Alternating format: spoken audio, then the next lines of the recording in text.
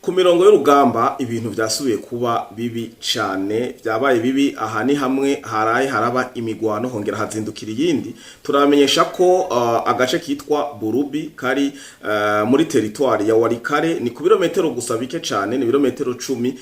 yahitwa Kashebere.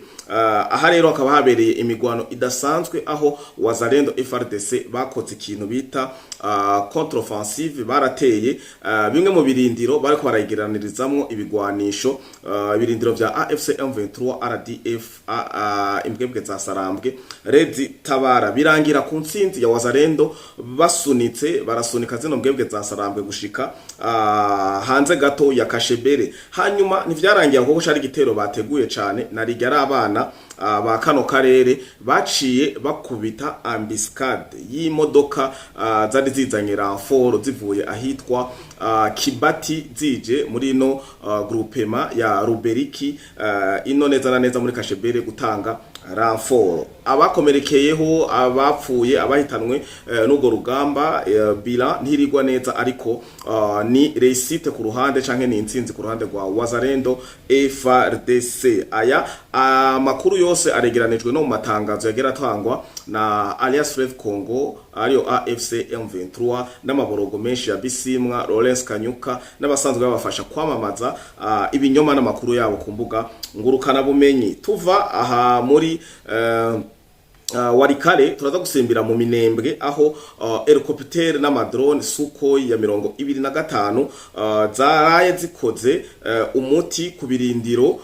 n'amahandake ya AFC M23 twigwaneho Redi Tabara, ariko bikarangira bacuritse information. Ibi vyose biri mu makuru ya tanzwe n'umuvugizi wa AFC M23 ariwe Lawrence Kanyuka n'abafatanya bikorwa babo. Ico bagiye barakora gusa muza gusanga bagiye barataginga Maxime Prevost, Human Rights Watch, iri shami rya Leta Zunze Ubumwe za Amerika rijejwe kuraba ibibazo vya Afrika, n'ibintu bisa nk'ivyo. Bavuga ati on prend à témoin la population congolaise et la communauté internationale. Musanzwe mutsi kariko barira bavuga aya na mabombardement ari cible, aho barashe naho nyene amastock n'ibirindiro bigenda bitandukanye vya AFC M23, aho bariko bariyegeraniriza. Musanzwe mubizi ko twababwiye ko bafise umugambi wo gutera Uvira baciye muri Haut Plateau. Akanya kadukundiye turaza kurabira hamwe ivyitwa kari imyigaragambyo canke manifestation iri kirabera mu Bubirigi, cane cane mu muji wa Bruxelles, aho hagaragaramwo abarundi benshi cane n'abanyarwanda, kandi bagerageje gufata amafoto bavuga ati this here is in Rwanda. Aha yacitse umukongomani, aha n'umunyarwanda, aha n'umukongomani, aha n'umurundi, aha yabaye umukongomani. Nama polemique byazanye byinshi cyane, aho mbere nasanze abantu baramaze gukanura kandi zimbuga canke ama intelligence canke ama application ari karaza nukuri nta muntu azoba kibesha, kuko uraja ngaho bakakugira screenshot bakagushira muri logiciel kanaka, hanyuma ikakwerekana bigaca itanga reference y'amafoto yawe, bagaca bagutora. Rero mwirinde muja muri ayo mafoto, muri izo manifestation z'ibinyoma, mwigize ngo mugiye gufasha abanyamurenge cyangwa mugiye gufasha abarundi cyangwa mugiye gufasha abakongomani cyangwa mugiye gufasha abanyarwanda cyangwa mugiye gufasha uwo ari we wese witiriye we. Genda uvuga ati jewe ndo murundi ngiye gufasha abanyamurenge, je ndo umunyarwanda ngiye gufasha abanyamurenge, mugabo ugiye wiyita kuri umunyamurenge, uburi kuratuma na credibility y'ivyo muriko murakora bitagaragara neza mu maso yabo muriko murabibwira, kuko mwe muraheza mukagira manifestation, hanyuma hakaba ari abandi bajejwe kubeshuza ibinyoma muriko muravuga n'inkinamico zabereyemo. Reka tugaruke neza na neza inyuma ya kano karuhuko mwidonido.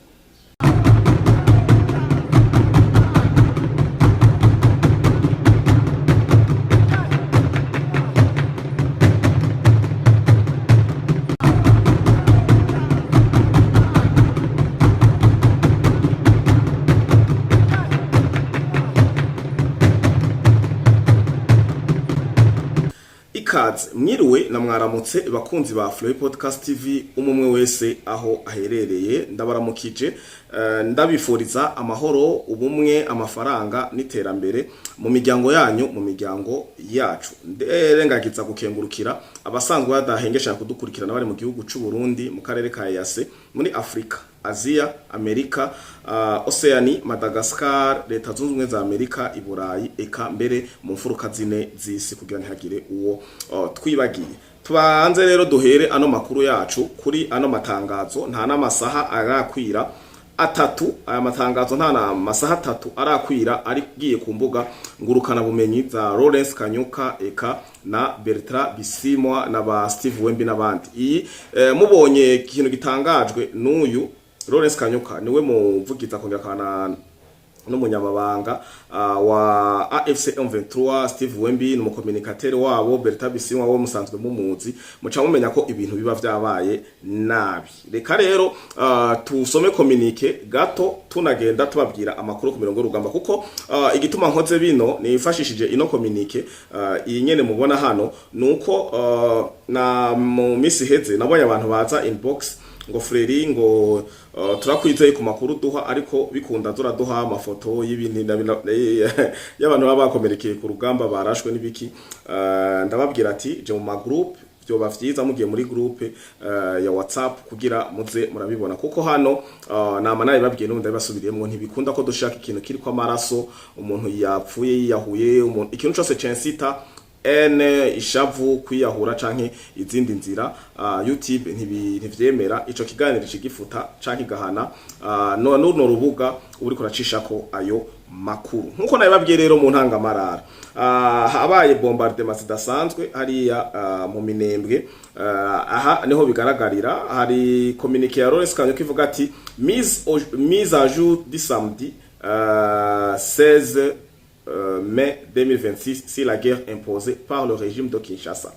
Ndibaza ruseze muca mwumva ko ari igenekerezo ry'uno munsi itariki za 16 kwezi kwa gatanu umwaka wa 2026.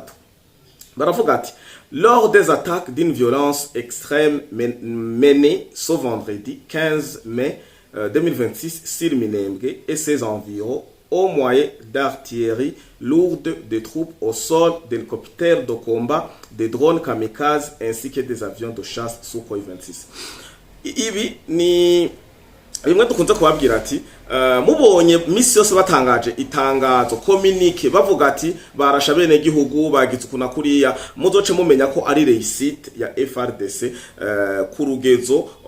rukomeye cyane, aho baba batumbereje neza na neza ku ma stock ku birindiro vyizi mbwebwe za Sarambwe hari ya murasirazuba bwa Kongo. Aravuga ati ngo turavye ngo ibitero vyatewe by'ubu mu Rwanda avuga ngo ubukana bukabije canke ibitero bakoze biremereye cyane, ngo birimwo vyabereye mu Minembwe, ngo birimwo ngo amartieri lourde, ibi bibombe birebire, ibi bisasu biremereye, ibi bibombe binini, ngo de troupes au sol, ngo n'abasirikare bo hasi, bisigura ndege zararasa hanyuma ama operation yo munsi ya infanteri ikabandanya ija imbere, ngo des troupes au sol, d'hélicoptères de combat, ngo n'amana ndege z'intambara, ngo de drone kamikaze, akabamwe na bwa drone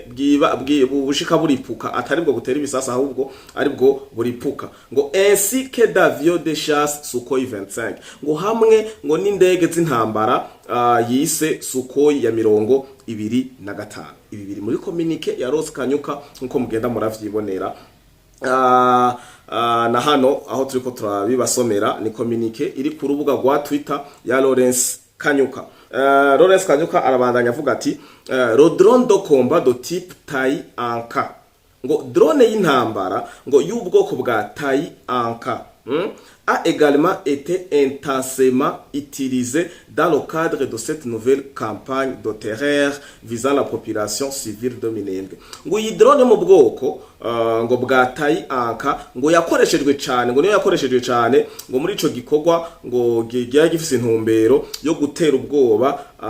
ngo abanyegihugu b'abasivile bo mu Minembwe et des localités environnantes, ngo no mu duce duhanamiye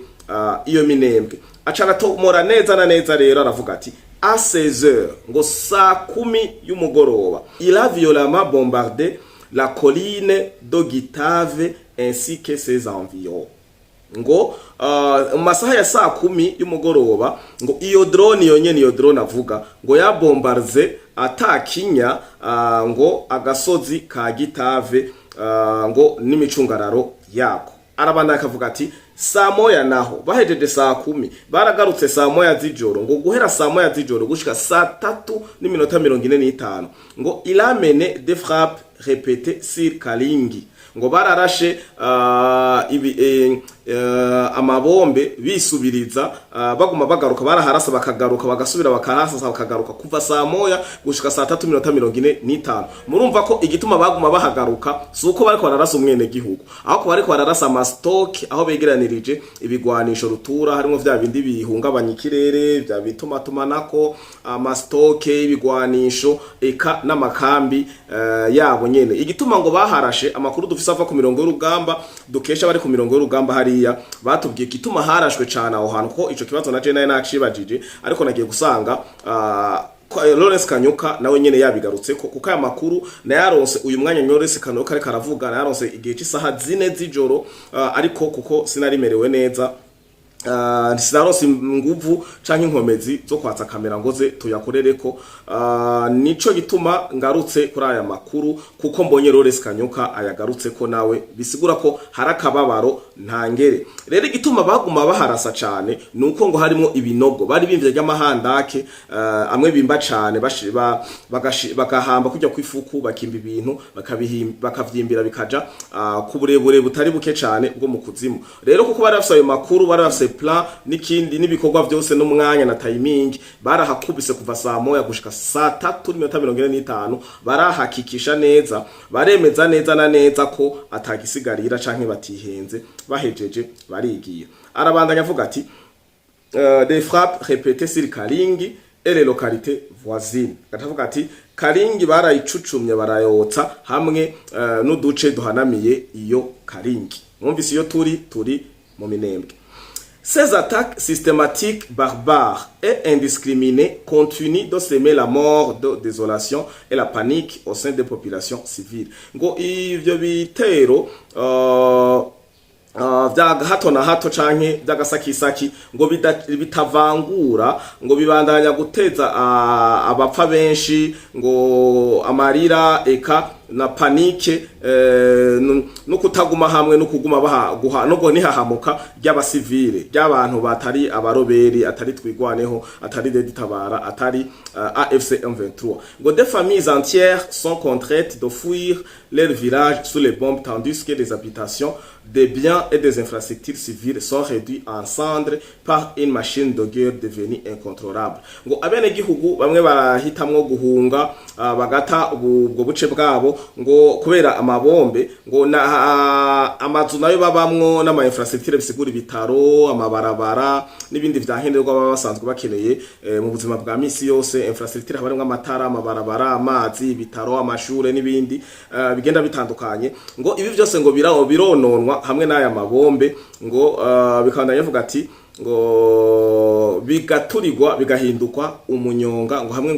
ngo ni machine y'intambara yabaye incontrôlable baye karavuga regime ya Kinshasa baye karavuga FRDC baye karavuga Tshisekedi na leta yiwe muri rusange bavuga ati ngo la AFC M23 plan à témoin aha mamutsi ko niko bakrotira misi yose itangazo rya bavuga ati ngo AFC M23 ngo ifashe nk'ivyabona abene gihugu ngo na communauté internationale n'amashami canke n'imiryango mpuza makungu ngo ibe atemwe ngo ivyo biriko biraba rero ibi avuga ati ico Lawrence Kanyuka atavuze kiri presi canke kiva ku mirongo y'urugamba nuko aya helicopter n'izi drone zarashe cette fois-ci ntibavuze ko zavuye Bujumbura ubu bavuze ko zavuye Kalemi aya niyo yandi makuru yiyongera ariko aratangwa na bagenzi biwe harimo ba Steve Wembi harimo ba Bertrand Bisimwa ikico cyo Lawrence Kanyuka ibagiye kugisurinya ariko twe turakibabariye nimwumve ko ngo izo helicopter z'intambara mwese ko yabivuze neza yatandukanije amasaha n'ivyari ku mirongo y'urugamba helicopter de guerre les avions de chasse amasukoyi habamwo na infanterie hari ya munsi habamwo na artillerie lourde amaroketa amaiki ama B10 n'ibindi bigwanisho vya rutura akaba arivyo vyaraye bikoze igikogwa hariya muri Minembwe uko niko vyifashe ku mirongo y'urugamba tuva rero hiyo mu marira ya Lawrence Kanyuka tuce tugana neza na neza muri Walikale lokalite yitwa Burubi ngo twebabwiye mu ntangamarara yarayigiye mu maboko ya Wazalendo na FRDC inyuma y'imigwano idasanzwe cyane, imigwano y'ubudahumeka yarayihuje Wazalendo FRDC hamwe n'izi mbwebwe za Sarambwe. Cette fois-ci simbwebwe za Sarambwe zagiye gutera, ahubwo ni Wazalendo bateguye kino gitero neza minutieusement, barapanga baravuga ati ntitwabakubita twe ni baturasa tugatsindwa tuja haa, nitwabanoza baza kwirukira aha, turazi ko ramfort za kuzanana aha, reka dukore ino strategy. Iki gitero umvise umwe Wazalendo yagiteguye, ucuvuga ati abasi baba si vya bivuayu, si vya bidoma nkuko leta y'u Rwanda n'aba communicateurs cyangwa influenceurs b'u Rwanda bama babivuga, ariko Wazalendo bararonse formation, bararonka n'umuntu abigisha neza na neza azi ibikorwa, arababwira ati mwene mutuze ibintu byo guhahamira kuguma mukubita ububariye mwigenza nabi babita amazina atariyo, niba mwaje kugwanira agateka n'itekane ry'igihugu canyu icara hasi tubigisha. Hama Wazalendo barigishijwe. Iki gitero cyateguwe na Wazalendo, cyateguwe muri no lokalite ya Burubi, barakubise uwitwa kari mu AFC M23 umunyarwanda, umwana w'umunyarwanda arumva urusasu ruhuhira neza na neza, ariruka rataromoka aza kwirukira ngo ino za Kashebere, uva Burubi uza Kashebere ni kilometero 10, ni nko kuva kilometero 10 uri za kote bugenda LN9 ubugeze za Muzinda hariya aye ucukompara rero ucuraba uyo babakuye babegeza inyuma. Ariko ntivyarangiye ngaho, kuko Wazalendo na abana ba Kongo, na abana bo muri no misozi, na abana bo muri no bibaya, na abana bo muri bino biyaya, na abana bo muri ano mashamba, na abana bo muri kano karere, na abana bo muri Kivu yose, na abana bo muri Kivu ya ruguru, na abana bo muri Kivu yepfo. Kano karere barakametriza kuko bari babikarikiye, niko vyagenza. Acavuga ati abatuka bakubita sawa sawa, baca birukira hariya, hanyuma birukiye hariya za Kashebere haraza kuza renforcement iza kuva ahantu quelque part, ariko iyoyo yacigwa muri ambush ya Wazalendo yarivuye ahitwa Kibati. Baronse renforcement iva Kibati ije kuranforsa hano muri groupement ya Ruberiki, aha ariko harabera imigwano, aha imbwebwe za Sarambwe zagize repris zirukanga, hanyuma nabo babakubita ambush, birangira kakagwi ko hagati na hagati kabuze uza kugatabara. Uko niko vyifashe ku mirongo y'urugamba kuri iki duhejeje kubashikiriza. Hanyuma mu Bubirigi nkuko twabibabwiye mu ntangamarara, mu Bubirigi ibintu nivyoroshe. Hariho cyo bakora avuga ati ngo bo bariko barashaka kwensita tension y'abakongomani nyezina bari mu Bubirigi ikara muri ivyo bihugu vya Burayi, kugira ngo nabo baje mu mabarabara, hanyuma ngo barabukungene bo bigenza. Muri no manifestation rero harimwe abarundi, harimwe ngo ba Sandrine bashoboye kuba abamenye, bashoboye kubamenya. Naje nagiye kumuraba kuri Twitter sangana umurundi kazi yize ibintu ngo vya criminology, niko profile yiwe iri edited, ivuga ngo yize ibintu vya criminology, sinzi n'ibindi byinshi bigenda bitandukanye. Harimo n'abandi benshi ku mafoto nk'akarorero hano barerekana ko hano yavuga ahagarariye igihugu cy'u Rwanda, hanyuma mu ndi mwanya akagaruka ahagarariye igihugu ca Kongo. Bisigura hamwe yita umunyarwanda, hamwe akora nk'umunyarwanda, ahandi agakora nk'umukongomani. Ikirero nico cazanye polemique, amajambo ni menshi, ils ont brûlé la toile. Twitter yazimira sibangana, ugiye kuri Twitter ndabizi kuri ibintu byano ma post y'ibijanye ngo na manifestation y'abanyamurenge urumigwa. Abana b'abanyarwanda basigaye bavuga, abana b'abakongomani basigaye bavuga, nasigaye mvuga ati kabisa ngaha aye yo kwihenda umurundi agashira y'ikirenge bo mujaniranya. Amajambo arimo ni menshi cyane, arimo raisonnement yandapfuye, kuko musanzwe mubiza ari abantu ubabwiye ukuri aca bagutuka, soit aragutuka canka akakubloka. Ibi ndiko ndahana ubutumwa Olivier Duhungirehe, ndiko ndabwira ba Albert Rudatsimbwa, ndiko ndabwira ba Antoine Kaburahe, ndiko ndabwira ba Isdras, ndiko ndabwira ba Mangetengete, ndiko ndabwira abantu bose mwabrotse Fleury le Patriote, canke mwabrotse chano yanje niyo nyene iri kuri Twitter Fleury Podcast TV, barambrotse kumvo zuko upostinze ikinyoma ukamubeshutsa, ukamutaginga ukamubwira ati kuko barapostinga bagataginga presidence, umukuru w'igihugu n'abandi bose babashaka kuvuga, nawe ugacotora iyo nkuru kuko yize kukuri, ugacumubwira ati none iki naco ukivuze kiki, nawe ugacumutaginga ucumenya ko bakubrotse kuko ntibakunda ukuri. Rero intambara iri hara kuri Twitter, je niho nazindukiye, niho ni nasomye amakuru menshi cyane ndavuga ati kumbe ibintu bimeze uko abantu bakazana ukuri ngo mbeho yerekana ko mindoro usuyo mbeho yo ntiyitwa uku mbeho umva navuze ati aha hantu kabisa haza guca uwambaye sinzi uko hirigwa ariko ukuri koko kuhari nuko iriya manifestation ngo ibice 95% ni ivy'abanyarwanda ni ivy'abanyarwanda ahandi ko ndakotinga amakuru ari kuri Twitter mushaka kumpinyuza muragenda murabisanga ko abazi ukuri abagiye barabasibra babashira ko utuzingi n'ibindi byinshi bigenda bitandukanye baruzuye amakuru arahari ushaka kwegeranya ibijanye n'ino manifestation kandi no manifestation bayiteguye bagamije ibinyene bareko barakora mu minembwe ni kenshi twamatwaye babwiye ko objectif umunyamurenge atikanguye objectif umunyamurenga azokwisanga mu Rwanda mwase kugenda neza mu 96 niko bavuga mwarabankiye gushika kuco bashika ko 96 gibabahamagarira ibutare uno muse hitwa Huye ubu bagomba kubatwara mu Rwanda systematically barabakura Uvira bababwiye ko mwicwa ariko abazi ubwenge barigumiyeyo babatwara Kamanyora ubu naho twabonye bashogomangana ubusho bw'amaka babwegeranya Kamanyora ubu baraza kubatera kandi ibindi bisasu babazane Kamanyora hamace bakubita bombi imwe Kamanyora muce mutera mujabuka muja mu Rwanda affaire terminée inyota ya Paul Kagame azobe ayishitse ko abanyarwanda rero abanyamurenge wake up we are brothers and sisters abanyarwanda namwe ni mwikangure we are brothers and sisters Kongomani Africans we are one kandi turifuza ko vyogenda uko oye gusa we are here go fighting against liars ibi binyoma nibiki n'abantu bashaka kwishira kimbere n'ibindi byinshi bigenda bitandukanye sino person ari fier yuko abantu bapfa baba bakongomani bukuri baba abiyambika idrapo rya Kongo baba abanyamurenge baba ababembe baba abafurero baba abashi baba abarundi baba abanyarwanda baba baki nta muntu numwe aryohererwa kumva umuntu yambaye umubiri n'amaraso nka wewe akugwa mu mpemu z'ubuzima kumvo z'ubutare kumvo zo kwiyemera kumvo za politike kumvo ziki ariko we are still the one we are Africans kandi amaraso y'umunyafrika adusirikira hagarika izo njyane mushaka ko twubaka ubumwe hama ngire ko nishura nabonye amakommentaire menshi cyane bataginga bacokoza leta y'u Burundi n'abarundi ngo mu Rwanda ko haraba ngo Africa CEO Forum y'abakuru b'ibihugu batandatu Africa CEO Forum yande idea ya Kagame okay kwereki atarafatirwa ibihana atarabona ko economy yiwe yamaze igihugu cy'u Rwanda baramaze kukimenya barazi 50% kari projet ari projet yo kuja gutera Kongo izi ntambara z'umurasirazuba bwa Kongo barazi izindi fashanyo n'izindi support ziva ku vya genocide barazi ko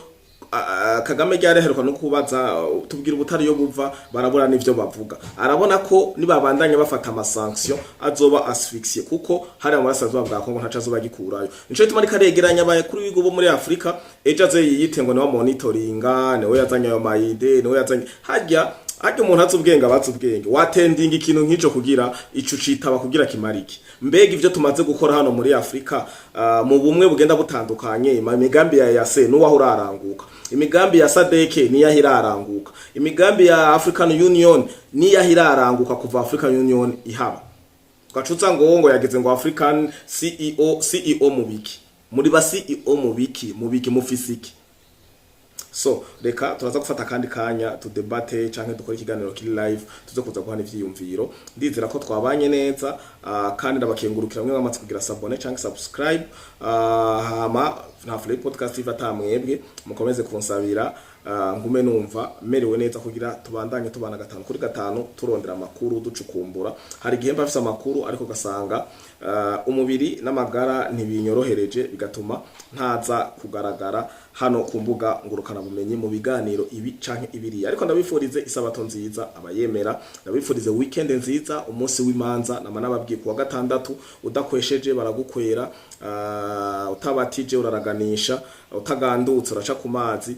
imanza zozo ntizibura ama anniversaire n'ibindi byinshi bigenda bitandukanye ama picnic uburundi ni bwiza we have beaches tafasa ama beach tafasa ama beautiful spaces ahantu ho kurya ubuzima none ibisinda bitebako n'ivyo tufungura hari ya nyene biba biriyo bitagase bimeze neza nitwigirisha ntidufaking ubuzima ntituwerekana amafoto ya Photoshop uburundi busa uko buri ciao ciao